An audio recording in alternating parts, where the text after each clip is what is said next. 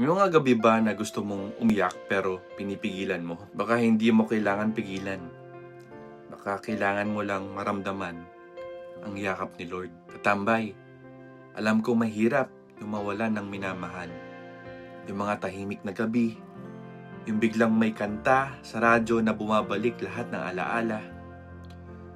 Yung mga okasyong may kulang kahit puno ng tao. Ang hirap, no? Kasi walang madaling paraan para magpaalam. Pero tandaan mo to, sa bawat luha, hindi ka umiiyak mag-isa. Sabi sa Psalm 34:18, "The Lord is close to the brokenhearted and saves those who are crushed in spirit." Hindi niya sinabing ibabalik ko siya agad. Ang pangako niya, malapit ako sa puso mong wasak.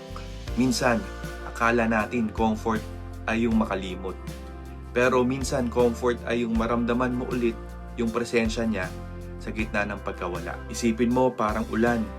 Kapag bumuhos, ang lamig, madilim, nakakainis. Pero pagkatapos ng ulan, lumalabas ang bahaghari. Ganon din si Lord. Hinahayaan niyang umulan muna, pero hindi niya kailanman papayagang walang liwanag pagkatapos. Kaya katambay, huwag mong iwasan yung sakit. Daanan mo siya kasama si Lord. Kasi yung luha na akala mong walang saysay, binibilang niya lahat yan. At habang umiiyak ka, maririnig mo sa puso mo yung tinig niya na nagsasabing, "Anak, hindi mo kailangan maging okay agad.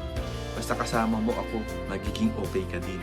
At pag dumating ang araw na yan, pag nakangiti ka ulit, malalaman mong hindi ka lang basta nakabangon. Hinawakan ka talaga ni Lord sa gitna ng lungkot mo.